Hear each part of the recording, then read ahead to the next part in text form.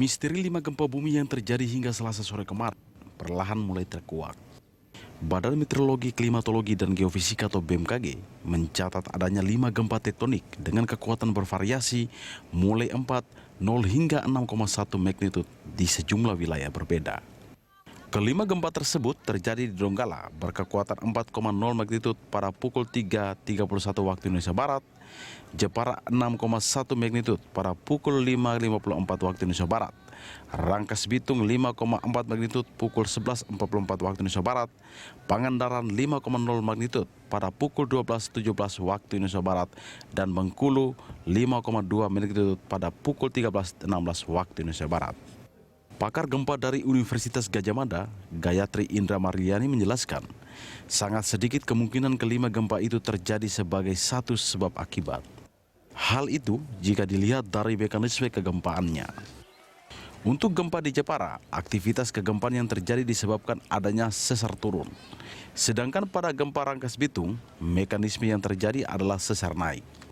Sementara itu, untuk gempa yang ada di Pangandaran, lokasi itu sudah biasa terjadi gempa dengan kekuatan 4 hingga 5 magnitudo karena terjadi di kedalaman 10 km zona prisma akresi atau megachurch. Di zona prisma akresi ini biasanya sesar naik. Memang zona ini banyak terjadi gempa-gempa dengan magnitudo 4 hingga 5 cukup sering terjadi, bisa terjadi kebetulan saja waktunya berdekatan. Sedangkan ada kemungkinan kejadian gempa Rangkas Bitung sedikit mengganggu kesetimbangan sesar di dekatnya yang memang sudah berada pada posisi kritis untuk bergerak. Dengan memperhatikan lokasi epicenter dan kedalaman hiposenternya, gempa bumi yang terjadi merupakan jenis gempa bumi dalam akibat adanya deformasi atau penyesaran pada lempeng yang tersubduksi di bawah Laut Jawa. Hasil analisis mekanisme sumber menunjukkan bahwa gempa bumi memiliki mekanisme pergerakan turun atau normal fault. Tim Liputan Berita 1. Ya, pemirsa, tadi gambar yang kita tayangkan ada beberapa rumah yang rusak, ada bangunan yang runtuh, itu adalah gambar-gambar dokumentasi dari peristiwa-peristiwa gempa yang pernah terjadi di Indonesia. Dan di balik rentetan gempa Jawa dan Sumatera, itulah yang menjadi topik kita di pagi hari ini. Badan Meteorologi, Klimatologi, dan Geofisika mencatat ada beberapa gempa dengan kekuatan bervariasi di sejumlah wilayah yang berbeda pada Selasa kemarin. Apakah gempa-gempa itu akibat pergerakan lempeng? Dan ini memiliki keterkaitan antara satu dengan yang lain. Kita akan membahasnya bersama Kepala Bidang Mitigasi Gempa Bumi dan Tsunami BMKG, Pak Daryono. Pak Daryono, terima kasih sudah hadir bersama kami di pagi hari ini. Dan kami juga mengundang Anda pemirsa untuk bergabung bersama kami dengan menghubungi nomor telepon yang nanti akan ada di layar televisi Anda. Pak Daryono, ini kemarin kita merasakan banyak sekali gempa. Ini kan sebetulnya bikin was-was ya, khawatir. Sebetulnya ada apa ini? Jadi memang kemarin itu kita mencatat ada 4 gempa signifikan. 4 sebetulnya? Ya. Bukan 5 ya? 4. Jadi yang pertama itu pada pukul 5:44 pagi WIB itu terjadi gempa di Laut Jawa. Kekuatan 6,1. Itu merupakan deep earthquake focus. Jadi gempa dalam. Gempa dalam? Ya, gempa dalam. Gempa dalam, tapi dia terasa, katanya kalau gempa dalam tidak terlalu besar ya? Tapi, atau gimana sebetulnya? Karena kekuatan 6,1, maka dia menyebarkan energi yang sangat luas, spektrum luas, dari Sumatera Selatan, seluruh Jawa, Bali, hingga Lombok. Kedalamannya 539 km.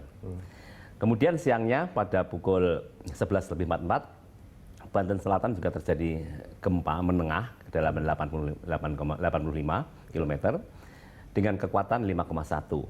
Nah, di Lebak gempa ini terasa sangat kuat sekali hingga mencapai 4 mmi. Itu rumah perahu itu sampai mengeluarkan suara goyangan itu. Ya. Tapi tidak ada laporan, tidak ada kerusakan. Kerusakan ya. Tetapi yang menarik, gempa ini dirasakan seluruh wilayah Jakarta. Dalam skala intensitas 3 mmi itu seperti truk lewat. Jadi apalagi yang truk lewat kita ada di sampingnya. Iya, benar. Gitu ya. Jika mereka yang tinggal di lantai yang lebih tinggi, maka dia akan merasa lebih kuat lagi goyangan itu. Ini sebabnya karena memang tanah di Jakarta itu lunak. Maksudnya? Jadi Jakarta itu kan dataran aluvial yang tersusun oleh material deposisi endapan dari material erosi yang berlangsung sudah ribuan atau jutaan tahun yang lalu. Sehingga tanah lunak ini dengan ketebalan tertentu itu jika terjadi gempa, maka gelombang seismik itu akan Sangat terasa. beresonansi. Oke. Sehingga terjadilah amplifikasi, diperbesar guncangannya. Oke. Jadi itu dampak buruknya tanah lunak itu seperti itu. Oke. Nah. Artinya ini kalau boleh kalau saya simpulkan, Ya. kalau ada terjadi gempa dengan skala tertentu, Ya. ini dampaknya juga akan jadi Lebih signifikan. berlipat ganda. Oke. Seperti kejadian gempa tahun 1699, Oke. itu lama gempa sekali. destruktif yang ada dalam catatan sejarah Jakarta mengalami kerusakan. Bangunan Belanda, ada 28 bangunan Belanda yang roboh dan 21 orang meninggal saat itu. Oke. Itu catatan gempa Jakarta. Kemudian pada Dan tahun setelah itu belum pernah terjadi lagi. 1780, Oke. gempa destruktif di Jakarta lagi. Oke. Observatorium Moor itu rusak. Bangunan Belanda yang baru dibangun itu rusak saat itu. Ini juga gempa akibat megatrust. Berkekuatan 8,5 di selatan Jawa Barat. Ini kalau kita bicara soal megatrust, artinya ini megatrust yang sama ini kan? Iya, selatan Jawa Barat, selatan Banten, selatan Sunda itu jalur megatrust. Dan efek gempa yang terjadi di sana itu akan menimbulkan guncangan yang kuat di Jakarta karena vibrasi periode panjang dan resonansi akibat tanah lunak tadi. Oke. Ya, sehingga sebenarnya meskipun Jakarta ini tidak punya sumber gempa, tidak ada sesar di Jakarta, tetapi Jakarta bisa terancam oleh gempa-gempa signifikan Karena yang resonansinya bersumber itu. dari megatrust di selatan Jawa itu. Karena resonansi tadi. Resonansi Oke. material lunak itu. Oke. Nah, itu berapa skala Richter? Sekarang hitungannya apa? Skala Richter atau magnitudo? Magnitudo, momen. Jadi kalau kita melihat magnitudo tertarget untuk megatrust di selatan Jawa Barat, selatan Banten dan selatan Sunda itu sampai 8,7. 8,7. Iya. Oke. Itu yang terjadi di tahun 1600 dan 1780. 1780. Setelah itu tidak pernah lagi gempa destruktif di Jakarta. Oke. Sudah lebih dari 300 tahun. Dan ini sesuatu yang apa ya? Ini jangan bicara berarti ini sudah saatnya nih Pak. Iya. Ya, dengan kondisi Jakarta yang sekarang banyak sekali gedung Bangunan. bertingkat, high rise building, itu sebenarnya termasuk rentan jika terjadi gempa kuat di selatan. Sebagai contoh, gempa Michoacan di Meksiko itu tahun 1985 itu gempa berkekuatan 8,3, jaraknya itu 380 km sumber gempa, dan kota Meksiko itu 380. Itu kota Meksiko mengalami kerusakan yang parah, severe damage, dan benar-benar Itu jauh sekali, iya, 380 itu gitu. gedung-gedung bertingkat itu bertumbangan. Oke. Inilah bahaya long period vibration, karena kota Meksiko dibangun di atas rawa purba. Oh, itu Iya. artinya agak sejenis dengan Jakarta. Iya. Jadi Oke. long period vibration itu sangat mengancam gedung bertingkat, high rise building, long span bridge itu bisa terancam oleh gempa-gempa jauh. Oke. Nah, ini kalau bicara soal gempa kan memang belum ada ilmunya kapan kita akan tahu gempa akan terjadi. Belum bisa. Tapi kalau kita bicara soal indikasi, indikator atau ciri-ciri gitu? Ya, yang pasti gempa itu ada istilah recurrent period, periode ulang. Recurrent period? Ya, Oke. karena setelah batuan ditekan bergerak lempeng, kemudian sampai kepada batas maksimum stres yang dikandung, kemudian dia stres maksimum dan batuan tidak lagi bisa menahan tekanan itu, oke. kemudian sifat elastisnya habis, kemudian berubah menjadi plastis, maka dia akan stress drop, patah menjadi gempa besar. Dan itulah yang menyebabkan. Nah, tapi lempeng kan nggak berhenti, Mas. Nanti dia akan mengakumulasi medan tegangan lagi, dan suatu saat akan failure lagi, Kejadian pecah lagi. Kemudian nanti tapi itu dalam periode stres tertentu. Oke, Semakin lama perioditas, semakin besar gempanya. Oh, Ya, semakin tabungan energinya semakin banyak. oh itu agak ngeri itu Ya, sebetulnya. karena kan lempeng itu kan bergerak terus karena arus konveksi dalam bumi itu Dan tekanannya itu tidak berubah, artinya tekanannya tidak berubah, tapi karena dia menahan maka itu ada kumpulan energi yang karena kan lempeng Australia itu menyusup ke bawah Jawa itu 7 hingga 9 cm per tahun ya. Oke. Ya. Ini sebetulnya kita Jawa sama Australia itu semakin mendekat artinya. Jadi benua Australia itu semakin mendekat karena dia lempengnya itu bergerak menyusup ke bawah Pulau Jawa 7 sampai 9 cm per tahun. 7 sampai 9 Ya. Dan cm. nanti berapa juta tahun lagi kita akan Nyatu. bertemu dengan Australia. Oke. Seperti halnya benua Amerika Latin ya, Amerika Selatan ya, itu kan berpisah dengan Afrika. Dulu kan satu. Terus India itu dulu kan ada di Kutub Selatan, Ya. sehingga Sama dengan Papua juga dulu mungkin juga bersatu itu sama dari Kutub Australia. Selatan, ya. Jadi seperti itu. Jadi itu dinamika bumi itu terus ada Oke, ya sampai itu. sampai hari kiamat nanti. Ya, mudah-mudahan memang nanti mungkin anak cucu kita itu sudah menemukan cara entah gimana supaya namanya destruksinya itu tidak begitu besar ya. Tapi ini masalah kita sekarang ini Pak Daryono. Ini kalau tadi disebutkan 1780 itu ada 8,7. Ya. 1780 itu 8,5. 1780 itu kekuatannya 8,5. 8,5. Kemudian 1903 itu di selatan Banten 8,1. 8,1. Kemudian pada tahun 2006 Ya. 7,8.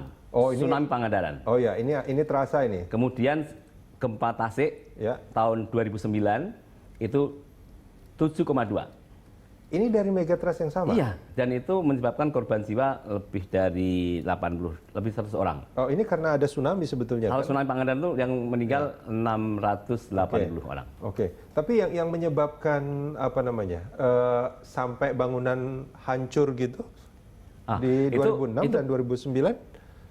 Semua gempa yang terjadi itu menimbulkan kerusakan di Jawa Barat dan di Banten. Ya. Oh, oke. Nah, sebelum ada gempa besar dengan skala, ini kita nyebut besar itu skala berapa, Pak? Besar itu sebenarnya di atas 6 ya. Di atas 6? Ya, itu gempa kuat itu. Oke. Ya, kalau kita tahu bahwa, kan walau ada indikator-indikator di ciri-cirinya. Sebelum terjadi gempa dengan magnitudo 6 ini, biasanya akan ada apa? Jadi ini sudah lazim di kalangan para ahli gempa ya. Itu setiap terjadi gempa besar itu didahului dengan gempa-gempa kecil. Ini saya agak merinding ini. Sebagai istilahnya foreshock atau gempa pembuka itu. Oke. Nah, kalau kita melihat catatan gempa merusak di selatan Jawa Barat dan selatan Banten itu tahun 2020 ini sejak Januari ya, itu sudah sekitar 25 lebih gempa dirasakan. 25 kali? Iya, lebih. Oke. Ya. Ini kita ngomongin lempeng yang sama ini ya? Iya, sama. Jadi namanya megatrust selatan Jawa Barat dan selatan Banten. Dan itu sudah 25 kali gempa yang dirasakan. Ini dirasakan oleh masyarakat atau oleh orang? masyarakat. Oleh masyarakat. Ya. Kalau yang dirasakan oleh alat sangat banyak, bisa ribuan. Ya. Dan itu menjadi kita bertanya-tanya. Sebenarnya fenomena yang ada di selatan Jawa Barat dan selatan Banten ini apakah termasuk sebuah foreshock, akan ada gempa besar itu akan terus kita kaji, Mas, karena memang seperti tadi itu salah satu tipe gempa. Jadi tipe gempa itu ada 3. Gempa yang tiba-tiba terjadi dengan kekuatan besar tanpa didahului gempa pembuka. Itu tipe 1. Kemudian gempa tipe 2 itu gempa besar didahului oleh gempa pendahuluan. Kalau yang ketiga itu tipe swarm, itu gempanya kecil-kecil terus tidak ada yang menonjol kekuatannya. Nah, yang kita khawatirkan itu yang tipe 2 ini. Tipe 2 itu? Ya. Yang tiba-tiba... Nah, karena apa? Karena kejadian gempa di selatan Jawa Barat dan selatan Banten ini seperti tidak lazim. Terus-menerus terjadi gempa di sana. Terus-menerus? Iya, terus-menerus. Oke. Ya. Dan kemarin puncaknya 3 gempa dalam sehari itu. Tadi kan sudah saya sampaikan gempa Lebak itu kan 5,1, kedalaman 85 km. Itu di zona Benioff, di mana lempeng sudah mulai menukik. Tapi setelah itu pukul 12:30 17 menit WIB, gempa terjadi selatan Garut, kekuatannya 5,0. Oke. Kemudian pukul 13:16 WIB terjadi gempa 5,2 di selatan Selat Sunda, di timur sebelah tenggara Enggano. Dan ini menjadi sangat menarik untuk sebentar nih, Pak Daryono. Yang Laut Jawa penyebabnya berbeda. Yang di itu Jepara dan bagian lempeng Australia yang sudah menukik dalam, kemudian di sana lempeng itu kan sudah menggantung, ada yang sudah mencair juga. Namun karena gaya gravitasi yang menjadi beban lempeng yang menggantung itu patah. Oke. Ya, karena memang itu sudah dalam sekali di bawah mantel, transisi mantel. Tapi yang terjadi di di Lebak, terus juga di Garut, dan satu lagi di tadi? Nah, itu adalah lempengan. Yang megatrust itu yang selatan Garut dan selatan Selat Sunda. Yang megatrust. Berarti kemarin. Tapi kekuatannya 5,0 dan 5,2. Ya, artinya kemarin terjadi 2 gempa di waktu yang berbeda. Di zona megatrust. Di zona megatrust yang sama. Ya. Patut disyukuri kekuatannya hanya 5,0 dan 5,2. Ya mudah-mudahan nggak lebih dari itu. Ya, tetapi yang Lebak, yang Banten Selatan itu 5,1 di zona Benioff, di bawahnya megatrust. Dan itu dirasakan hingga Jakarta. Pak Daryono, kita jeda sebentar, kita akan lanjutkan ini di segmen berikut. Pemirsa jangan kemana-mana, kami segera kembali.